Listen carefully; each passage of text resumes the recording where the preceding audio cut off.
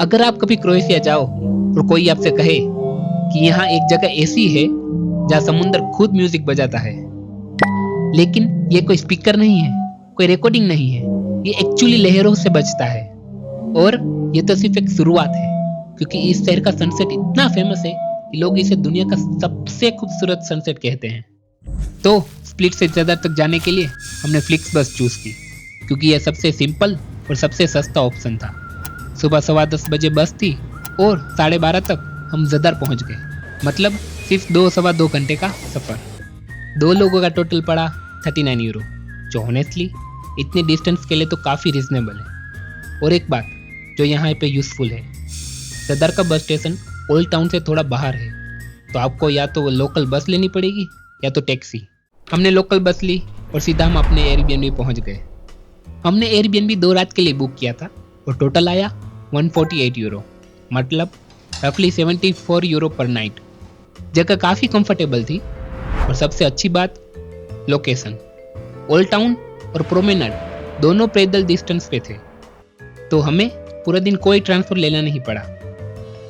और अगर आप ज़्यादा प्लान कर रहे हो तो मेरा सजेशन एक ही है कि ओल्ड टाउन के पास ही रहना, क्योंकि यहाँ सब कुछ वॉकिंग डिस्टेंस पे है और शाम को सनसेट देखने के लिए प्रोमेनाड तक जाना बहुत ही ईजी हो जाता है।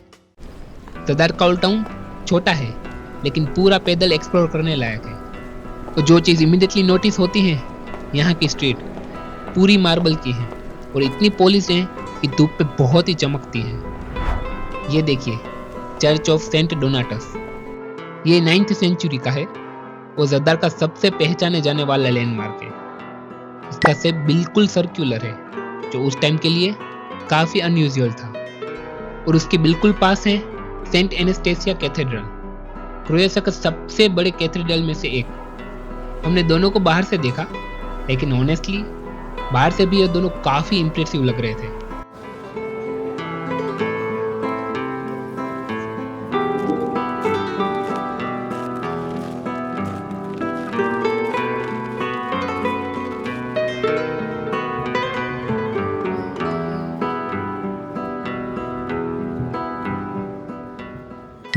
और घूमते घूमते हम एक लोकल सोवेनियर मार्केट में पहुंच गए और यहाँ के लेवेंडर प्रोडक्ट्स, हैंडमेड ज्वेलरीज और लोकल आर्टवर्क सब मिल जाता है। लेवेंडर क्रोएशिया में काफ़ी फेमस है और यहाँ से आप 3 या 5 यूरो में छोटे से पाउच ले जा सकते हो। परफेक्ट छोटा सा सोवेनियर। और अगर आप यूरोप के ऐसे हिडन स्पॉट और उनके रियल कॉस्ट देखना पसंद करते हो तो सब्सक्राइब कर देना, क्योंकि जो अभी आने वाला है वो इस पूरे दिन का बेस्ट पार्ट है। और फिर शाम होने लगी और प्रोमेनाड पे धीरे धीरे लोग जमा होने लगे थे। हर कोई एक ही चीज़ के लिए आया था। जदार का सनसेट इतना फेमस है कि लोग इसे दुनिया का सबसे खूबसूरत सनसेट कहते हैं। और मैं ऑनेस्टली थोड़ा स्केप्टिकल था, क्योंकि हर जगह को कुछ ऐसे ही कहा जाता है। लेकिन एक्चुअली जब सामने से देखा तो समझ आ गया क्यों।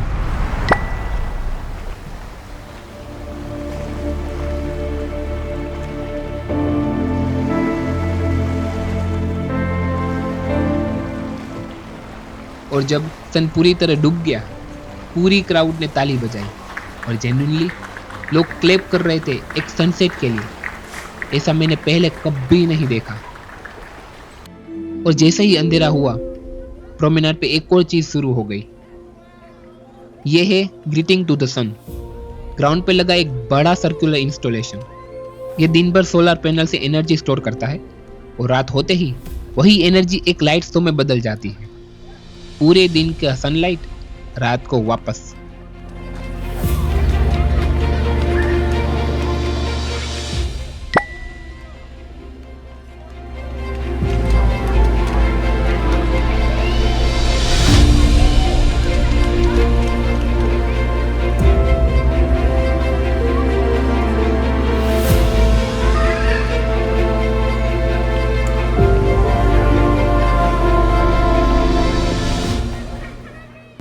और उसके बिल्कुल साथ वही सी ऑर्गन जो मैंने शुरू में दिखाया था। ये 2005 में बनाया गया था।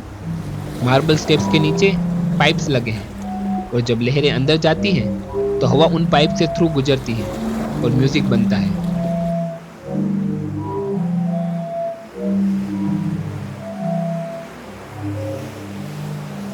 कोई स्विच नहीं, कोई टाइमिंग नहीं। जब तक समुंदर है तब तक ये बजता रहेगा। और फिर रात को जब हम वापस ओल्ड टाउन की तरफ आ रहे थे, तब सेंट डोनाटस के पास से म्यूजिक सुनाई दी। कुछ लोग वहां पे डांस कर रहे थे और ऑर्गेनाइज इवेंट नहीं था, बस लोकल और टूरिस्ट साथ में। और ऑनेस्टली हम भी खुद को रोक नहीं पाए। और ये वो मोमेंट है जो कोई प्लान नहीं कर सकते, कोई आइटनरी में नहीं लिखता कि आज रात को हम 9th सेंचुरी के चर्च के सामने डांस करेंगे। उसके बाद हम काफी देर तक जद्दार की गलियों में घूमते रहे। रात को ये सिटी बिल्कुल ही अलग लगता है। मार्बल स्ट्रीट पर लाइट रिफ्लेक्ट होती है और भीड़ भी कम हो जाती है। तो चलिए पूरे दिन का हिसाब देखते हैं। तो हमारा फ्लिक्सबक्स का हुआ 39 यूरो फ्रॉम स्प्लिट टू जदार। फिर हमारे एयरबीएनबी के 2 नाइट्स के 148 यूरो। और सबसे अच्छी बात, इस शहर के 2 सबसे फेमस चीजें, सी ऑर्गन और सनसेट, दोनों बिल्कुल फ्री। कोई टिकट नहीं, कोई एंट्री फी नहीं। तो अगर आप भी क्रोएशिया का प्लान कर रहे हो और सोच रहे हो कि जदार वर्थ इट है या नहीं, मेरी ऑनेस्ट ओपिनियन हाँ बिल्कुल है। और खास करके अगर आप बजट पे ट्रैवल कर रहे हो, क्योंकि यहाँ की बेस्ट चीज पैसे ही नहीं मांगती। कमेंट में बताना आपने कभी किसी जगह का सनसेट देखा हो और याद रह गया हो, और कौन सी जगह थी वो। और अगर आप देखना चाहते हो कि हमने स्प्लिट्स में 110 यूरो का बोट टूर किया था और उसमें क्या हिडन कॉस्ट निकला और करका वाटरफॉल का एक्सपीरियंस हमारा कैसा रहा, तो वो वीडियो स्क्रीन पे है, क्लिक करके देखना। मिलते हैं नेक्स्ट वीडियो में, तब तक के लिए बाय बाय, सी यू।